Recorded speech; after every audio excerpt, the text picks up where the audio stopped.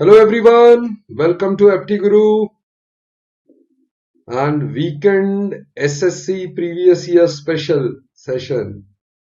Okay आप सबका स्वागत है इस सेशन में। प्रीवियस ईयर पेपर डिस्कस करते हैं हम वीकेंड्स पे। तो आज हम डिस्कस करेंगे प्रीवियस ईयर एसएससी CHSL 2021 जो एक्चुअल में 24 मई 2023 को हुआ था। ये शिफ्ट 3 का पेपर है। क्वांट सेक्शन डिस्कस करेंगे, इसमें मैथ्स वाला सेक्शन डिस्कस करेंगे हम। ओके, तो चैनल को पक्का सब्सक्राइब कर लीजिए। एफटी गुरु चैनल को सब्सक्राइब कर लो, बेल आइकन को प्रेस कर दो, अपने फ्रेंड्स को भी वीडियो शेयर करो। और आप टेलीग्राम में हमारे साथ कनेक्ट हो सकते हैं। डिस्क्रिप्शन में लिंक गिवन है टेलीग्राम इंस्टाग्राम का। तो टेलीग्राम में आपको पीडीएफ्स वगैरह भी मिलती हैं, तो वो आप वहां भी कनेक्ट हो सकते हैं। राइट, चलो फिर स्टार्ट करते हैं। ये प्रीवियस ईयर है 24 मई 2023 का एसएससी CHSL का। ओके, तो फर्स्ट क्वेश्चन है और CHSL हमारा फोकस रहेगा इस मंथ, जब आपका एक्चुअल CHSL इस बार चलेगा तो उसके लिए हमारा फोकस इस बार इसी पे रहेगा। देखते हैं the value of 4Q + 4। Right, ये देखो आसान सा क्वेश्चन है सिंप्लीफिकेशन का। 64 + 4 68 और डिवाइडेड बाय 25 है और ये 49 - 41 8 हो गया। 25 - 8 17, तो डिवाइड करेंगे 4 आ जाएगा। 4 हमारा आंसर आ जाएगा। सिंपल क्वेश्चन था, राइट, सॉल्व कर सकते हैं आप। नेक्स्ट पे चलते हैं जल्दी जल्दी। जो इजी क्वेश्चन है उसको मैं जल्दी स्किप करूंगा। फोर्थ प्रोपोर्शन एक्चुअली होता है जैसे यहाँ पे 3 नंबर दिए हुए हैं, तो 5/6 पहला नंबर बाय दूसरा नंबर इक्वल टू 8/, यहां हमें चाहिए ये फोर्थ प्रोपोर्शनल है। राइट, कई लोग डायरेक्टली बोल देते हैं कि 6 × 8/5 कर दो, ये फॉर्मूला है। तो वो इसी से आया है। पहला नंबर और दूसरे नंबर का जो रेशियो है, तीसरे और चौथे का रेशियो सेम होना चाहिए। तो इसका मतलब x हो जाएगा आपका 6 × 8/5 विच इज 48/5, 9.6, 48 का डबल कर दो। ओके, तो ये आपका आंसर हो जाएगा। राइट, फोर्थ प्रोपोर्शन सीधा हम ऐसा कर देते हैं, पहले नंबर और दूसरे नंबर का जो रेशियो है तीसरे नंबर और चौथे का, ये हमें निकालना है फोर्थ। राइट, फोर्थ प्रोपोर्शन हमें निकालना होता है। नेक्स्ट पे आ जाओ। To pack a set of books, Gotham got cartons of a certain height that were 48-inch long, 27-inch wide. If the volume is this, height of the carton. ये cuboid shape का carton है। तो cuboid में हमारे पास क्या होता है, length दे रखी है 48, विड्थ दे रखी है 27, हाइट हमें निकालनी है इक्वल टू वॉल्यूम। अब सिर्फ ये है कि सारी हाइट लेंथ विड्थ ये इंच में दी हुई थी, वॉल्यूम आपका क्यूबिक फीट में है और 1 फुट इक्वल टू 12 इंच होता है। तो यहां पे आपका 22.5 क्यूबिक फीट है, उसको इंच में कन्वर्ट करेंगे तो क्योंकि ये क्यूबिक होता है तो 3 बार 12 12 12 आप लोगे। राइट, अब ये क्यूबिक इंचेस में कन्वर्ट हो गया। ओके, तो अब आप इसको सॉल्व कर सकते हो। इसको यहां ले आओ, 48/27 को ये आपकी हाइट आ जाएगी। 12 × 4, 4 × 3, 3 × 9, एक 3 यहां से निकाल लो, एक 4 बच गया, एक 3 यहां पे कैंसिल कर दो। 7.4 × 3, 7.5 का डबल, 15 का डबल 30। सो हाइट कितनी होगी, 30 इंचेस। राइट, 30 इंचेस आपकी हाइट हो जाएगी। ओके, तो क्यूबॉइड था, length into width into height equal to volume, और height equal to volume divided by length into width. तो चलो नेक्स्ट पे आ जाओ। अब 5 kg of 18 per kg wheat is mixed with 2 kg of another type of wheat to get a mixture costing ₹20 per kg। Allegation लगा देते हैं। देखो 18 रुपए पर किलो वाले जो ये है आपका व्हीट, इसको मिक्स कर रहा है किसी, ये वाला प्राइस हमें पता नहीं है, और इसको मिक्स करके बना रहा है ये 20 रुपीज पर केजी वाला व्हीट। बट जब मिक्स किया तो वो कह रहा है रेशियो जो है यहाँ पे इसके 5 kg और इसके 2 kg मिक्स किए थे, और आप 18 और 20 में देखो डिफरेंस भी 2 ही का है, तो यहां पे डिफरेंस 5 का होना चाहिए। तो 20 और किस में डिफरेंस 5 का आएगा, 25 में अगर 18 20 से छोटा है तो यहां जो वैल्यू आएगी वो 20 से बड़ी होगी, इसका मतलब 25 ही करेक्ट आंसर होगा। वैसे तो यहाँ 15 चॉइस में नहीं था, 20 और 15 में डिफरेंस 5 का होता, बट 15 पॉसिबल नहीं है क्योंकि दो सस्ते चावल 18 और 15 वाले मिला के आप महंगे नहीं बना सकते। एक प्राइस 20 से छोटा आएगा तो एक प्राइस 20 से बड़ा आएगा, राइट। जो बीच वाला प्राइस है वो इन दोनों वैल्यूज के बीच में आना चाहिए। ओके चलो, तो एलिगेशन आपको पता होगा, सीधा हम आंसर ऐसे कर देते हैं। तो हमारा आ जाएगा 25 रुपीज पर केजी वाला है दूसरा कॉस्ट व्हीट का। ओके चलो नेक्स्ट पे आ जाओ। अब है cot 75 degree equal to 2 minus root 3, find the value of cot 15। अच्छा, आप ये समझते हैं दो चीजें कि एक तो अगर मैं ये कहूं कि cot 75 जो है वो 1/1075 है, राइट। ओके तो इसका मतलब cot 75 ये वाली वैल्यू जो थी वो 1/1075 की वैल्यू थी। अगर मैं इसका रेसिप्रोकल लूं यानी कि 1075 की वैल्यू निकालूं तो वो इसका रेसिप्रोकल होगी, राइट। 1/2 माइनस रूट 3 हो जाएगा, और 1 माइनस 2 माइनस रूट 3, जब 2 का स्क्वायर 4 और रूट 3 का स्क्वायर 3, इनमें डिफरेंस 1 का हो तो रैशनलाइजेशन करेंगे तो ये 2 प्लस रूट 3 आ जाएगा ऊपर, सिर्फ साइन चेंज होता है। आप इसको 2 प्लस रूट 3 से मल्टीप्लाई और डिवाइड करके देखो तो ऊपर 2 प्लस रूट 3 आ गया, नीचे आ गया a minus B a plus B, 2 square minus root 3 square which is 1, तो डिनोमिनेटर 1 हो जाता है। अब अगर 1075 पता है तो 1075 इक्वल होता है cot 15 के,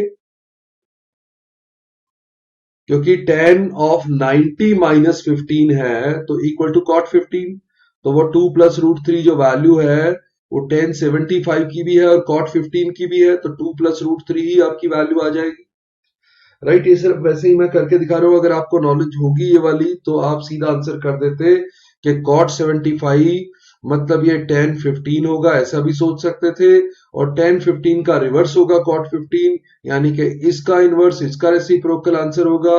वो हमें पता है क्योंकि इनके स्क्वायर में डिफरेंस 1 का है, तो इनका रेसिप्रोकल में सिर्फ साइन चेंज होता है और वो 2 प्लस रूट 3 आ जाता है, राइट।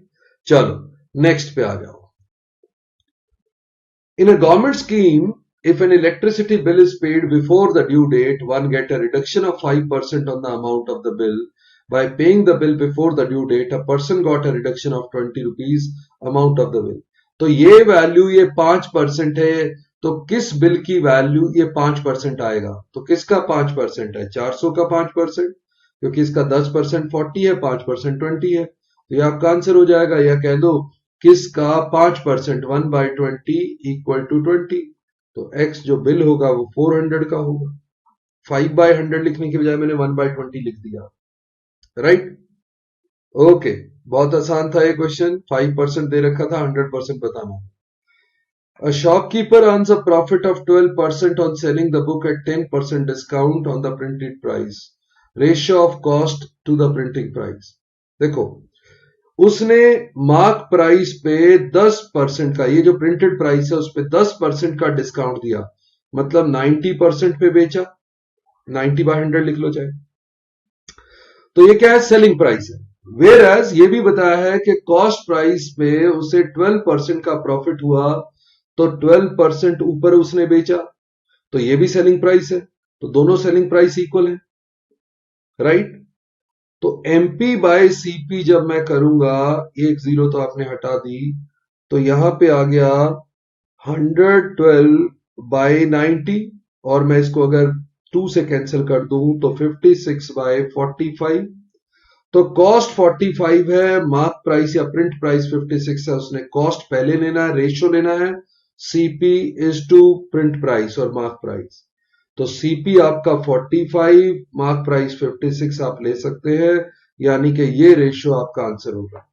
कॉस्ट को पहले लिखना है तो कॉस्ट नीचे डिनोमिनेटर वाला पहले आएगा, 45:56, राइट।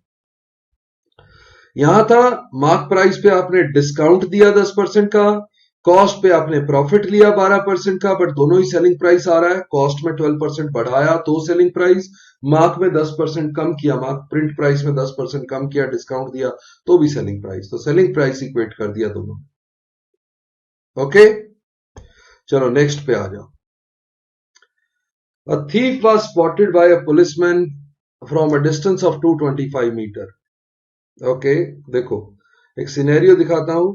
यहां पे था थीफ, यहां पे था पुलिसमैन। इसने जब स्पॉट किया इसको तो ये 225 मीटर के डिस्टेंस पे था। अब क्या है, थीफ ने आगे भागना शुरू कर दिया 11 की स्पीड से, पुलिस ने भागना शुरू कर दिया 13 की स्पीड से। उसे यहां जाके कहीं जाके उसे पकड़ लिया, तो थीफ चलेगा इतनी देर में 11 यूनिट, क्योंकि वो 11 की स्पीड से चल रहा है। पुलिसमैन चलेगा टोटल 13 यूनिट, क्योंकि वो 13 की स्पीड से चल रहा है। तो ये जो गैप होगा ये 2 यूनिट होगा ना, क्योंकि ये टोटल 13x है, इसमें से ये 11x है, तो ये 2x होगा। 2x की वैल्यू दे रखी है, उसने कहा थीफ कितना भागा, right, how far would the thief have run. तो थीफ भागा 11x, 2x की वैल्यू है, तो 225 जो है वो 2x की वैल्यू है, आपको 11 की वैल्यू बतानी है। कितना हो गया, 2250 प्लस 225 करेंगे तो ये कितना हो जाएगा, 2475 डिवाइडेड बाय 2 करो 1237.5, राइट, 1237.5 आपका आंसर आ जाएगा। देखो मेरा कहने का मतलब है कि वो 200 इनिशियल उनके बीच में कुछ गैप है, वो कितने यूनिट का देखते हैं, बट अगर उनका स्पीड का रेशियो 11 और 13 का है, तो थीफ अगर 11 यूनिट भागेगा तो पुलिस सेम टाइम में 13 यूनिट भागेगी। तो जब उसे पकड़ेगी तो पुलिस ने 13 यूनिट और उसने 11 यूनिट भागा होगा, तो 2 यूनिट पुलिस ने कवर किया होगा।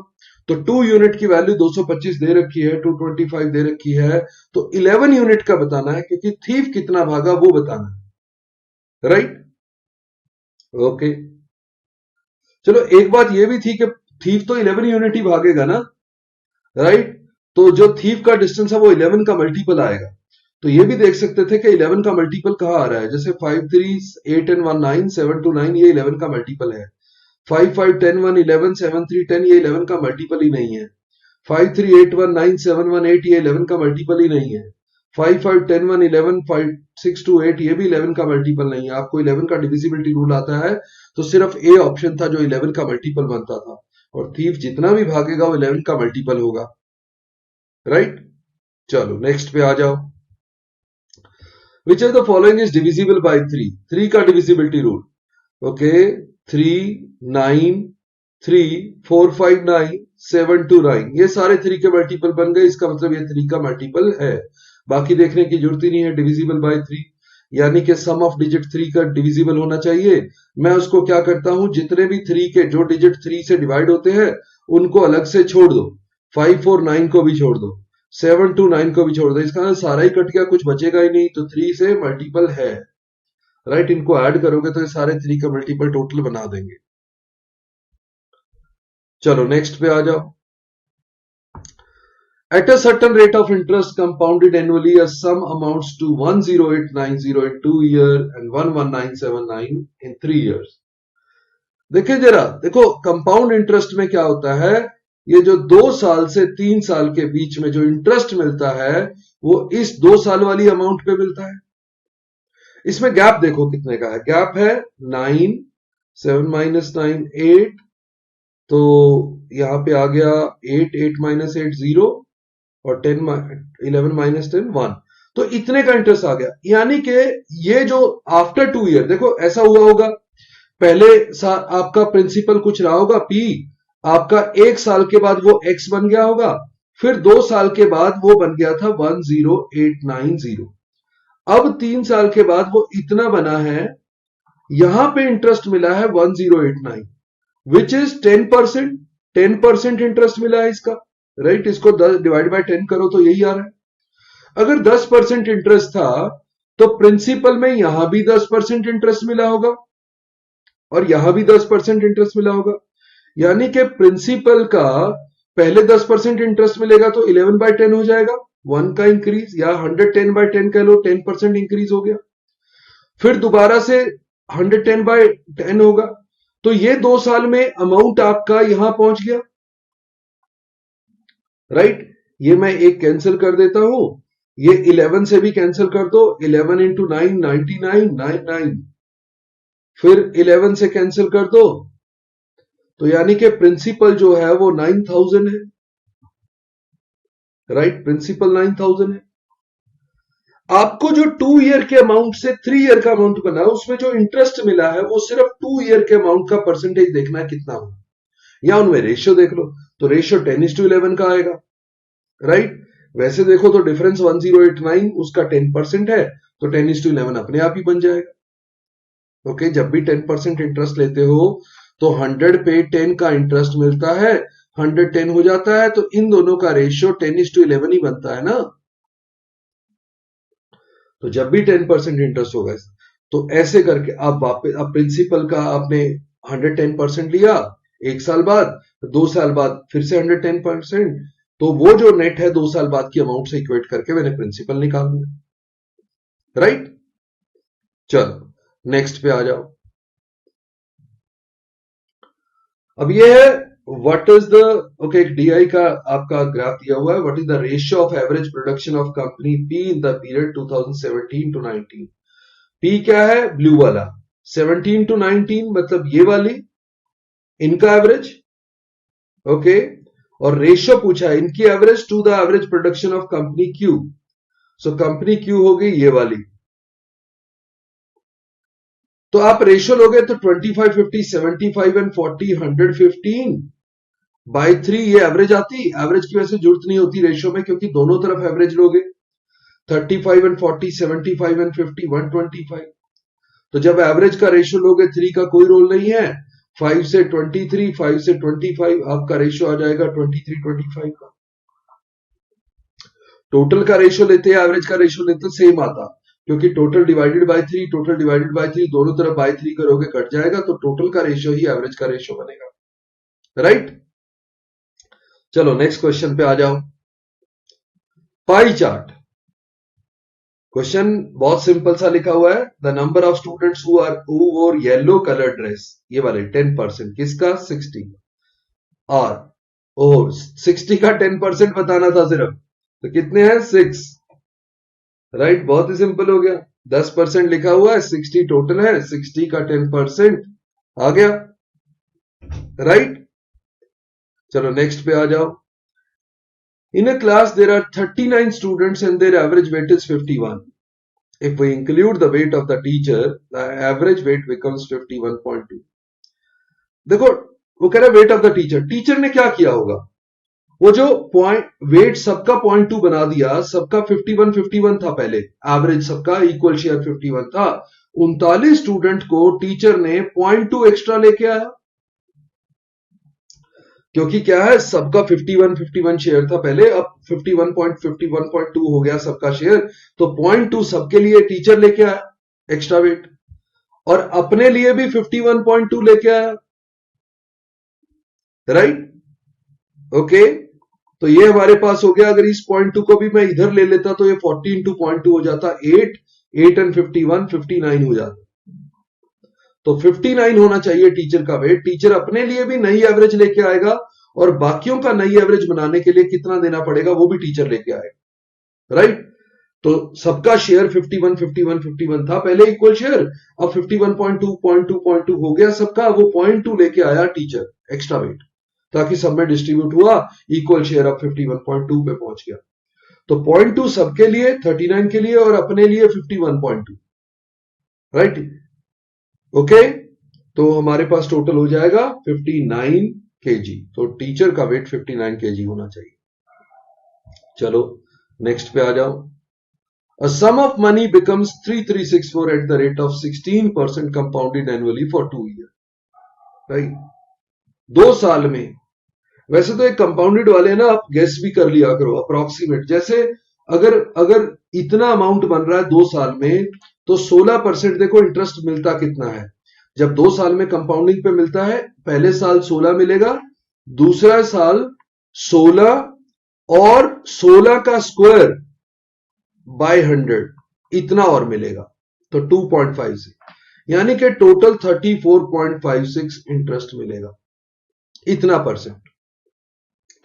तो देखो किसका इतना परसेंट मिला के इतना बन सकता है। अब 2500 का 34% मिलाएंगे तो तकरीबन देखो 2500 का 30, 75, 7500 तो पहुंच रहा है उसके पास पहुंच रहा है।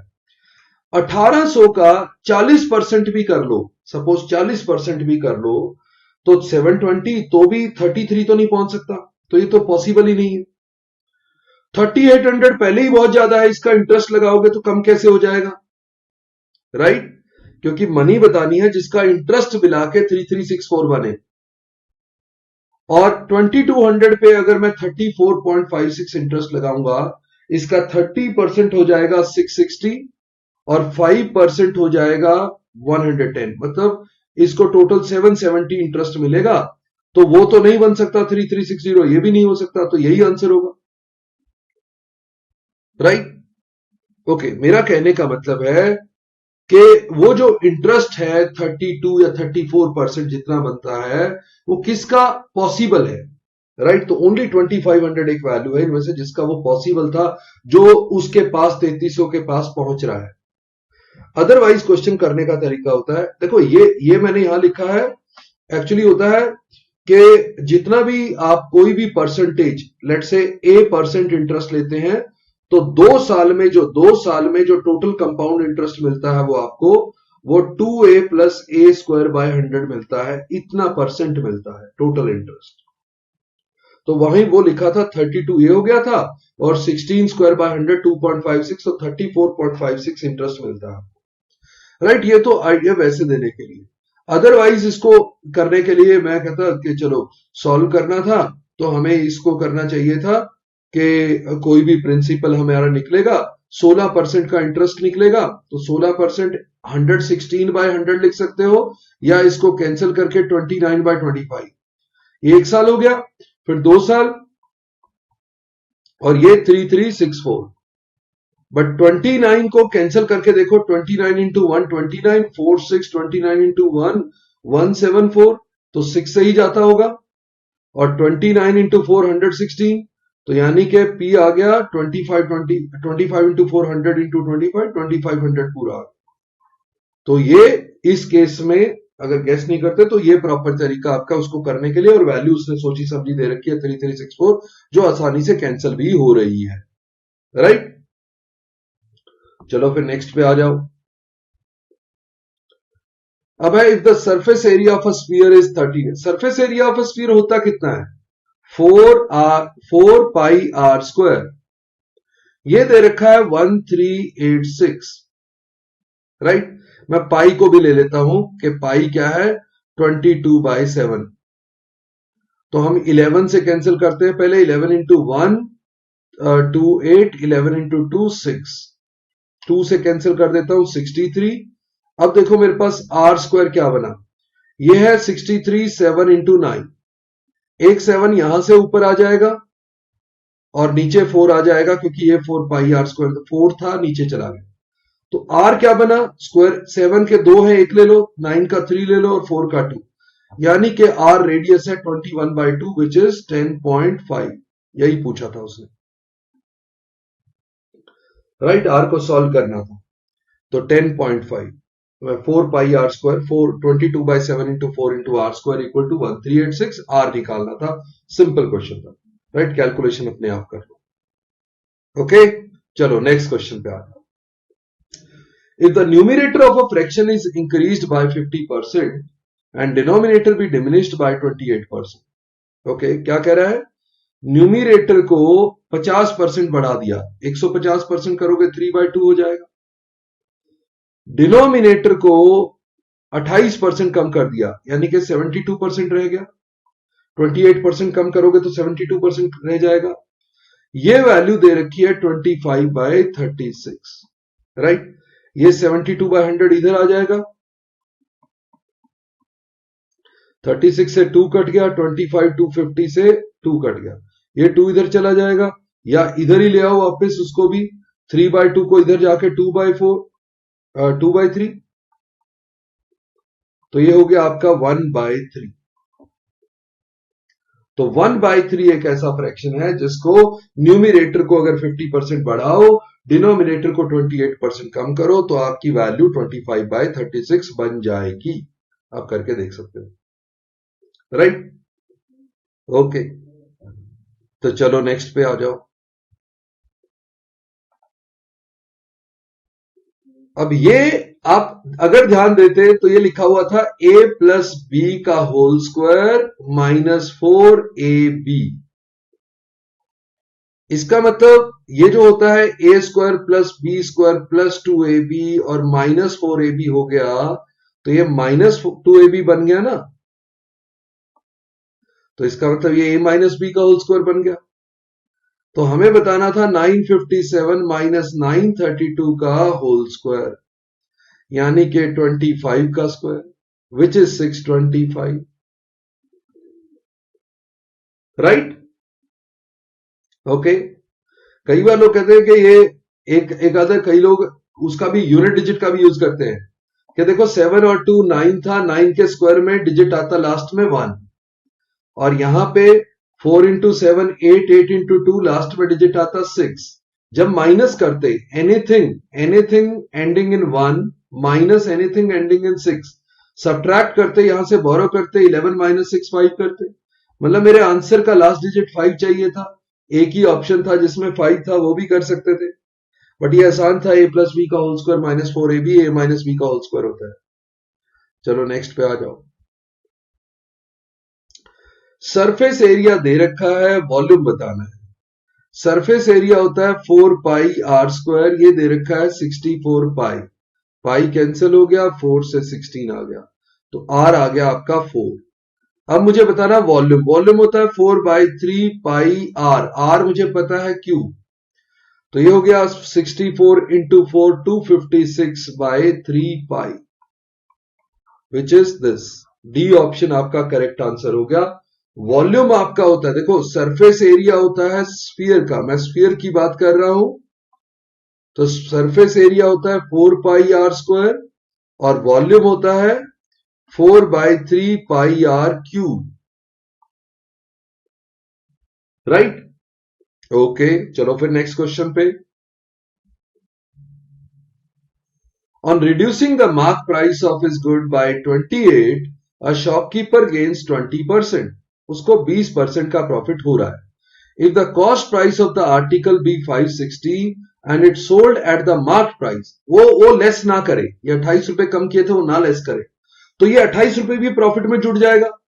ये 28 रुपए कॉस्ट आपकी 560 है, कॉस्ट का कितना है ये 1/20 है, 1/20 कितना होता है 5% है, यानी कि 20% तो पहले ही मिल रहा था, 5% प्रॉफिट इसकी वजह से मिल जाएगा, तो 25% हो जाएगा, राइट? मैं सारा कैलकुलेट करने की बजाय वो 20 तो मिल ही रहा है प्रॉफिट, ये 28 रुपए एक्स्ट्रा मिलेगा, 28 रुपीज, अब वो रिड्यूस नहीं करेगा तो ये भी मिलेगा, तो 28 ऑन कॉस्ट इज 5%, तो 20% ऑलरेडी और 5% ये 25% डिस्काउंट प्रॉफिट मिलेगा, तो 25% आपका प्रॉफिट हो जाएगा, राइट? चलो नेक्स्ट पे आ जाओ। अब ये क्वेश्चन आपको किए होते हैं, आपको दो चीजें आपको पता होनी चाहिए कि x प्लस 1/x अगर m है तो x square plus 1/x square आपका होता है m स्क्वायर -2, और x cube plus 1/x cube आपका होता है m क्यूब -3m, राइट? अगर ये आपको पता था तो ये जो वैल्यू है इससे मैं स्क्वायर निकालता, पहले x square plus 1/x square आ जाता, इसका स्क्वायर हो जाता, 2 का स्क्वायर 4 इंटू 3 12, 12 -2 करना है तो 10 आ जाता, मैंने सीधा कर दिया, इसका स्क्वायर 12 -2 10 कर दिया सीधा। Okay, x cube plus 1/x cube करते तो ये इसका क्यूब, तो 2 का क्यूब 8, 3 24√3, और फिर करते -3m, अब -3 इंटू 2 6√3, ये भी माइनस है, प्लस हो गया, राइट? ये क्या हो गया -3 of 2√3, बट ये भी माइनस था, सॉरी अंदर भी, तो -3 इंटू -2 ये +6 हो गया, +6√3। तो यहां पे ये आ गया -18√3। अब आपको ये भी पता है, ये भी पता है, आप मल्टीप्लाई कर दो लेफ्ट हैंड साइड को, इन दोनों को, इसको और इसको मल्टीप्लाई कर दो। मल्टीप्लाई करोगे आपके पास आएगा x5 प्लस एक्स स्क्वायर को 1/x³ से करोगे मल्टीप्लाई तो 1/x, 1/x स्क्वायर को इससे करोगे तो x, और 1/x स्क्वायर को करोगे 1/x5। ये मैंने मल्टीप्लाई कर दिए दोनों। राइट साइड पे मल्टीप्लाई करोगे तो 10 इंटू दिस -180√3, दोनों मल्टीप्लाई कर दिए, left hand side right hand side. यहां पे आपका ये मुझे चाहिए x⁵ प्लस 1/x की पावर 5, और ये वैल्यू मुझे पता है, कितनी वैल्यू थी, गिवन थी -2√3। ये इधर जाके +2√3 हो जाएगी, और -180√3 तो पहले ही है, तो ये बन जाएगा -178√3, यानी कि ए ऑप्शन आपका आंसर हो जाएगा -178√3। ओके, बट ये स्टैंडर्ड क्वेश्चंस में आते हैं तो जनरली मतलब काफी लोग इसको कर पाएंगे। ओके, चलो नेक्स्ट पे आ जाओ। A and B can complete a project in 4 and 12 hours. Okay, हम जो नॉर्मली जैसे करते हैं A 4 घंटे में और B 12 घंटे में उसको कंप्लीट कर लेता है, तो हम एलसीएम ले लेते हैं, दोनों का एलसीएम 12 यूनिट टोटल काम ले लेते हैं। तो A अगर 4 घंटे में 12 यूनिट करता है पर आवर जो काम करेगा वो 3 यूनिट हो जाएगा A का, और B 12 आवर में 12 यूनिट करेगा तो 1 यूनिट पर आवर करेगा। अब कह रहा Avi begins the project at 5 AM and they work alternatively for 1 hour each. तो पहले A करेगा 3 घंटे, फिर B करेगा 1 आवर 1 यूनिट, फिर A करेगा 3 यूनिट, फिर B करेगा 1 यूनिट, फिर 3, फिर 1। तो 4 के 3 साइकिल्स में 12 यूनिट हो जाएगा, यानी कि 1 2 3 4 5 6, ये मैनुअली कर दिया क्योंकि बहुत आसान था। 6 घंटे में 12 यूनिट हो जाएगा। 5 बजे सुबह शुरू हुआ, 6 घंटे और ऐड कर दो, 11 बजे फिनिश हो जाएगा। राइट, वो 3 यूनिट आगे करेगा, वो 1 यूनिट करेगा, 3 यूनिट करेगा, 1 यूनिट। आप इकट्ठा कर सकते थे कि दोनों का मिला के 4 के 3 साइकिल लगेंगे, यानी कि एक साइकिल में 2 घंटे होते हैं, मतलब 1 घंटा उसका 1 घंटा उसका, तो 2 इंटू 3 6 आवर्स आ जाएगा। राइट, चलो नेक्स्ट पे आ जाओ। Two circles having radii 12 and 8 respectively touch each other externally. Okay, ये जो है दो सर्कल टच कर रहे हैं एक दूसरे को externally, right. A common tangent is drawn to the circle, एक कॉमन टेंजेंट ड्रॉ कर ली, राइट। ये MN है और ये आपके रेडियस हैं, ये रेडियस 8 है और रेडियस 12 है, राइट। और ये क्योंकि टच कर रहे हैं तो इधर भी 12 और 8, ये डिस्टेंस इनका आ जाएगा 20, क्योंकि टच कर रहे हैं तो 12 और 8 ऐड हो जाएगा तो डिस्टेंस 20, राइट। मुझे क्या बताना है, what is the length of MN। अच्छा, टेंजेंट की लेंथ बतानी हो तो फॉर्मूला भी है, अदरवाइज आप यहां देख लें कि उस लाइन के पैरेलल यहां ड्रॉ करोगे, MN के पैरेलल यहां ड्रॉ करोगे तो यहां भी राइट एंगल आएगा, क्योंकि यहां राइट एंगल होता है। तो ये जो आ जाएगा, ये पूरा रेडियस 12 माइनस 8, ये वाली जो लेंथ आ जाएगी ये 4 आ जाएगी। वैसे फॉर्मूला होता है आपका टेंजेंट की लेंथ का, डायरेक्ट टेंजेंट की लेंथ का फॉर्मूला होता है d² minus r1 minus r2 square under root. तो यहां डिस्टेंस बिटवीन द सेंटर्स है आपका d है जो 8 and 12 20 है, 20 का स्क्वायर, और ये आपका r1 माइनस r2, दोनों रेडियस का डिफरेंस जो है वो 4 है, 4 का स्क्वायर और अंडर रूट। तो ये हमारा आ गया, आप 4 का स्क्वायर कॉमन भी ले सकते थे, राइट। 4 का स्क्वायर कॉमन लेके 4 को बाहर निकाल दो तो ये अंदर बचेगा 5 का स्क्वायर, 25 माइनस 1 24। तो हमारे पास 24 में भी 4 इंटू 6 आ जाएगा, राइट। तो यानी कि 2 और बाहर आ जाएगा, √6 आ जाएगा, तो 8√6 आपका आंसर होगा, राइट। 8√6 आपका आंसर हो जाएगा। और अदरवाइज इसको सॉल्व करते तो ये रूट हो जाता 400 माइनस 16 384। 384 के फैक्टर सोच लेते कि 384 में कौन सी वैल्यू बाहर निकल सकती है। लेट से 16 को करें, 16 384 क्या होता है 16 इंटू 2 32, 16 इंटू 4, 16 के बाद मैं इसमें और स्क्वायर भी निकाल लेता हूं, 4 भी निकाल लेता हूं, तो ये 16 इंटू 4 64 है, इसका रूट 8 बाहर आ जाएगा और रूट 6 अंदर आ जाएगा। तो जब हम 384 को करेंगे तो 8 रूट 6 हम डायरेक्ट आ जाएगा। बट आप जैसे भी करें वो कैलकुलेशन एस्पेक्ट है, बट इसका फॉर्मूला होता है, ये मैंने यहां लिख दिया, डायरेक्ट कॉमन टेंजेंट का formula, distance D is the distance between the centres, R1 and R2 are the radii, right. जो दो रेडियाई हैं, दो रेडियस अलग अलग गिवन है ना, 12 सेंटीमीटर एंड 8 सेंटीमीटर, ओके, तो उनका डिफरेंस, उसका स्क्वायर। चलो नेक्स्ट पे आ जाओ। a प्लस 2b 27 है, ओके, ये तो स्क्वायर फॉर्मूला लगा देते हैं, a cube plus 8b cube, a cube plus b cube में आपको a square plus b square भी चाहिए होता है, तो पहले इसका स्क्वायर कर लो। इसका स्क्वायर करेंगे तो क्या आएगा, a square plus 4b square plus ये हमारे आ जाएगा 2 into A into 4, so 4ab equal to 27 का स्क्वायर,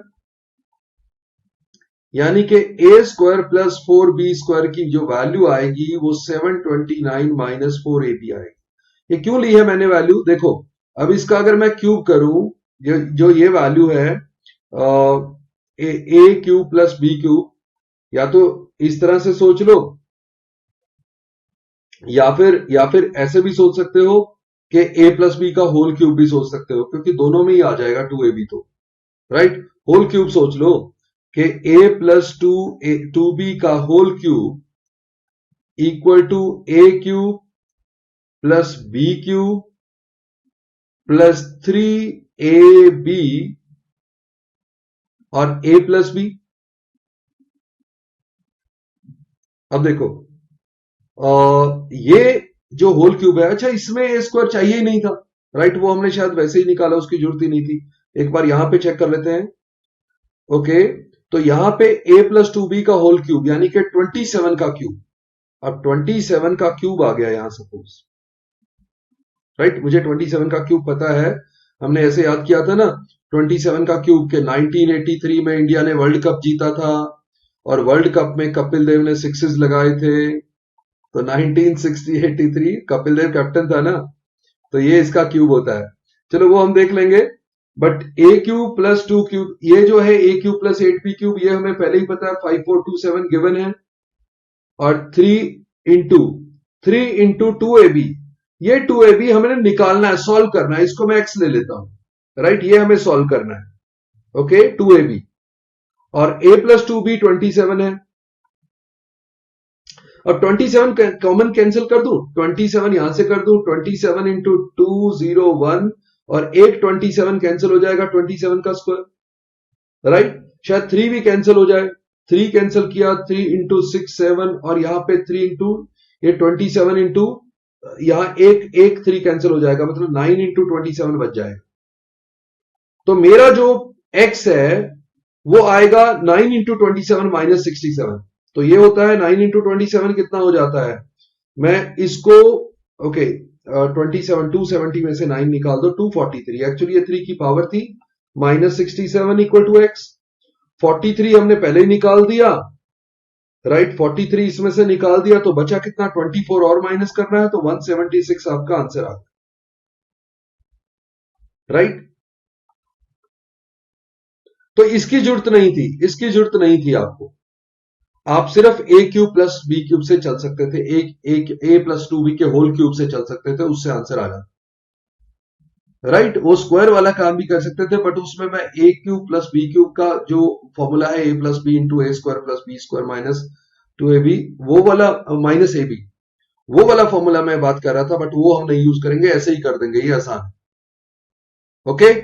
चलो नेक्स्ट पे आ जाओ। Following table gives the sales of an electronic chip over 5 years. Find the year in which the sales are equal to the average of the sales of 5. पहले average निकाल लो, okay, चलो average, वैसे तो मैं तो एवरेज मेरा निकालने का तरीका है, इसमें से मैं एज्यूम्ड भी ले लेता हूं, लेट से 50 मैंने एवरेज ले ली, तो इसके पास 5 कम है, इसके पास 4 ज्यादा है, इसके पास 7 ज्यादा है, इसके पास 10 ज्यादा है, इसके पास 19 ज्यादा है, तो 7 4 11 माइनस 5 16, 11 माइनस 5 6 हो गया, 6 और 10 16, 16 और 19 35, मतलब टोटल 35 का वेरिएशन है 5 में, तो 7 का वेरिएशन आएगा 50 प्लस 7, 57 एक्चुअल एवरेज होगी। तो एक्चुअल एवरेज किसकी थी? 2017 में। तो उसने वही पूछा है जो सेल एक्चुअल एवरेज के इक्वल थी, कौन से ईयर में जो सेल थी वो एवरेज सेल के इक्वल थी। तो 57 आपका एवरेज आ रहा है। आप टोटल भी कर सकते थे, सबका टोटल करके डिवाइड बाय 5 कर देते तो भी 57 ही आता, बट मैं एज्यूम्ड मीन वाला मेथड करता हूं कि एज्यूम कर लिया 50, अब जितना वेरिएशन है उसको डिवाइड करो नंबर ऑफ ऑब्जर्वेशन से, और जो वो वेरिएशन आएगी, अब प्लस 7 आ गई वो ऑब्जर्वेशन, वो आपकी एज्यूम्ड में ऐड कर दो। एज्यूम्ड 50 प्लस 7 57 हो गया, राइट। चलो नेक्स्ट पे आ जाओ। In an election between two candidates, 80% of the eligible voters cast their votes. 5% of the voters' votes cast were declared invalid. A candidate got this much votes, which are 75% of the total valid votes. मुझे total number of voters बताने हैं. Let's say total number of voters है X. इसमें से 80%, right, यहां पे हमें दिया हुआ है 80% of the eligible voters cast their votes. इसमें से 80% ने वोट किया, 80 बाय 100 लिख लो या 4 बाय 5 लिख लो, इन्होंने वोट किया। इसमें से 5% जो है वो तो इनवैलिड हो गई, तो वैलिड कितनी थी? 95%। 95 बाय 100 लिख लो या 19 बाय 20 लिख लो, राइट, एक ही बात है। अब ये जो वैलिड वोट थी इसका 75%, 75%, 75 बाय 100 लिखो या 3 बाय 4, इसका 75% ये दे रखा है 10545, जो फिगर दे रखी है। अब ये 19 कैंसिल तो होगा, 19 से पहले कर देता हूं। 19 इंटू 5 95, 104 19 5 9 5, फिर 19 5, 3 से कैंसिल कर दो, 3 इंटू, ओके, 4 से 4 वैसे ही कैंसिल हो गया, ये 100 हो गया। x 185 के बाद 100 की 2 जीरो लग गई, तो हमारी टोटल नंबर जो वोटर जो उसने पूछा हुआ है वो आ गया 18500, राइट।